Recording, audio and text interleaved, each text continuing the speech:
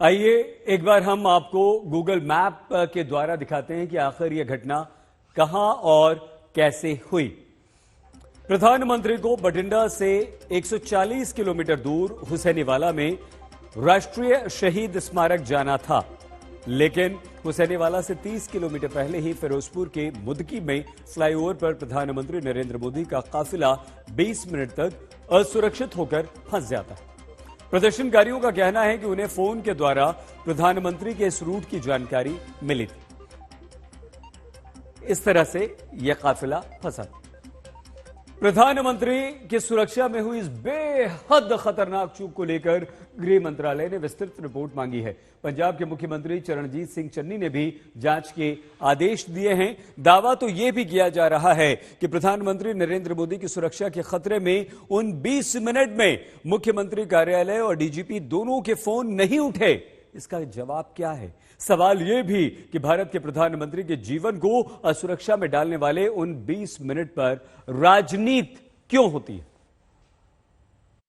कई कारणों से प्रधानमंत्री जी हमारे बीच में उपस्थित नहीं हो रहे हैं, लेकिन प्रधानमंत्री जी ने कहा है कि फिर से ये कार्यक्रम हम कैंसिल नहीं कर रहे हैं, ये कार्यक्रम को हम पोस्टपोन कर रहे हैं और फिर आने वाले दिनों में प्रधानमंत्री जी ने इच्छा रखी है कि आप सबके बीच में वो अवश्य आएंगे।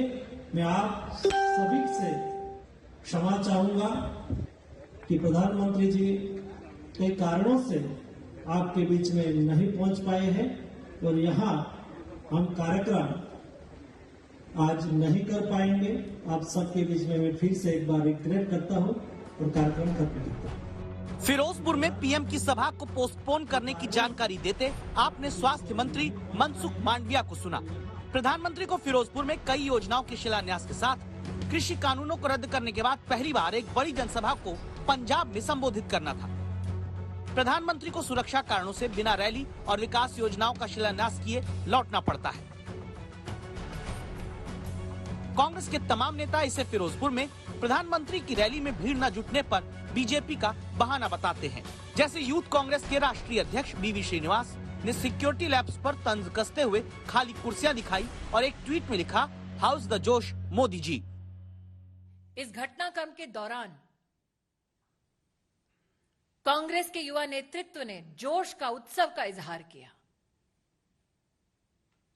किस बात का उत्सव है उनका? किस बात का जोश है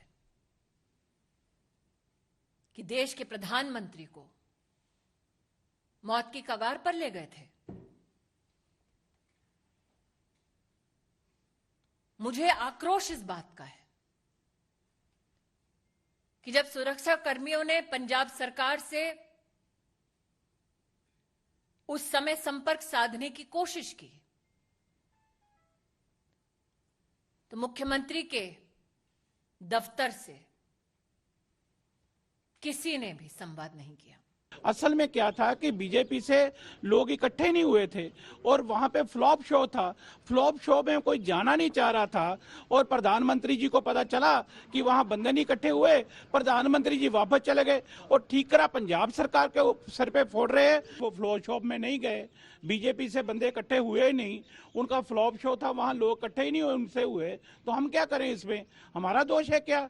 हमने इकट्ठे करने थे बंदे। ये बीजेपी की रैली थी, बीजेपी के सवाल करें, वो हमसे सवाल करने का अधिकार नहीं है। पहली बात ये जरूरी है कि प्रधानमंत्री किसी दल नहीं देश के होते हैं, इसलिए सुरक्षा पर सियासत किसी भी तरफ से नहीं होनी चाहिए।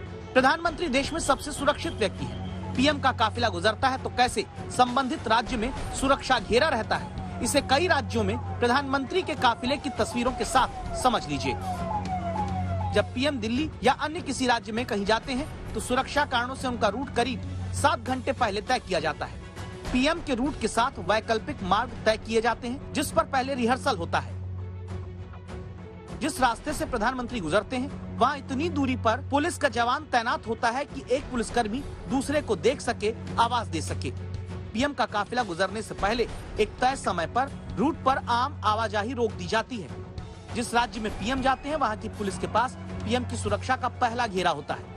संबंधित राज्य की पुलिस के जिम्मे ही रूट को क्लियर करना और सुरक्षित करना होता है। इसे आप और गहनता से समझें, इसलिए एसपीजी के पूर्व एडिशनल डायरेक्टर पीके मिश्रा को अब सुनिए। पहले से तय किया जाता है, इसके ऊपर एडवांस सिक्योरिटी लियाजन किया जाता है और उसके साथ साथ जिस जगह पर उनका रैली होना है उस जगह को 2 दिन पहले उसका एडवांस सिक्योरिटी चेक किया जाता है और वो जो रोड जिसको इस्तेमाल करेंगे वो रोड को भी आरोपी में बिल्कुल उसको ब्लॉक किया जाता है और उसको दोनों साइड जो है उसको ब्लॉक करके रखते हैं और चेक किया जाता है।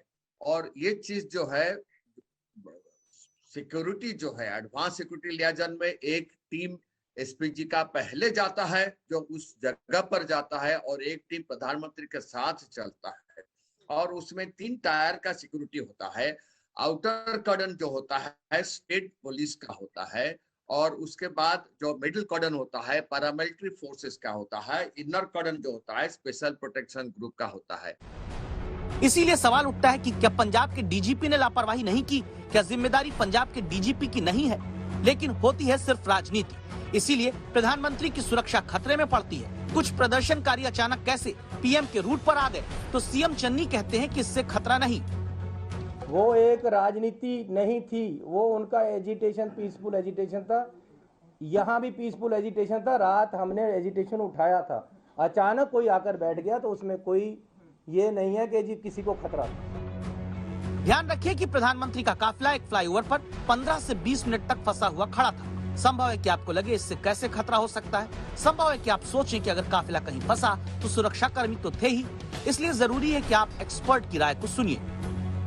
फ्लाईओवर के ऊपर 20 मिनट खड़ा रखना, मैं क्लियरली बता रहा हूँ, ये फ्लाईओवर के नीचे कुछ भी हादसा हो सकता है, क्योंकि हो सकता था फ्लाईओवर के नीचे कोई भी आईईडी इम्प्रोवाइज एक्सप्लोसिव डिवाइसेस लग सकता था जिसमें फ्लाईओवर उड़ भी जा सकता था। ये चीज बहुत हुआ है इस टाइप का केसेस और ये हो भी सकता था। तो इस टाइप का इम्प्रम्पचू अगर कोई ब्लॉकेड आ जाता है, इसका इंफॉर्मेशन इंटेलिजेंस डीजी पुलिस के पास होना चाहिए। प्रधानमंत्री की सुरक्षा में लगने वाली एसपीजी के ही पूर्व एडिशनल डायरेक्टर की इस बात को सुनने के बाद ये बात को जानना जरूरी है कि जहां 15 से 20 मिनट तक पीएम का काफिला असुरक्षित रूप से फंसा रहा, वहां से भारत पाकिस्तान का इंटरनेशनल बॉर्डर सिर्फ 30 किलोमीटर दूर है। फिरोजपुर पंजाब का बेहद संवेदनशील जिला है। फिरोजपुर के पास ही जलालाबाद है जहां सितंबर में ब्लास्ट हुआ। इसके बावजूद प्रधानमंत्री की सुरक्षा में खतरनाक रूप से लापरवाही उस पंजाब में बरती गई जो राज्य लुधियाना और पठानकोट में हुए धमाकों के बाद हाई अलर्ट पर है। बठिंडा से कमलजीत संधू और फिरोजपुर से सत्येंद्र चौहान के साथ हिमांशु मिश्रा, दिल्ली आज तक।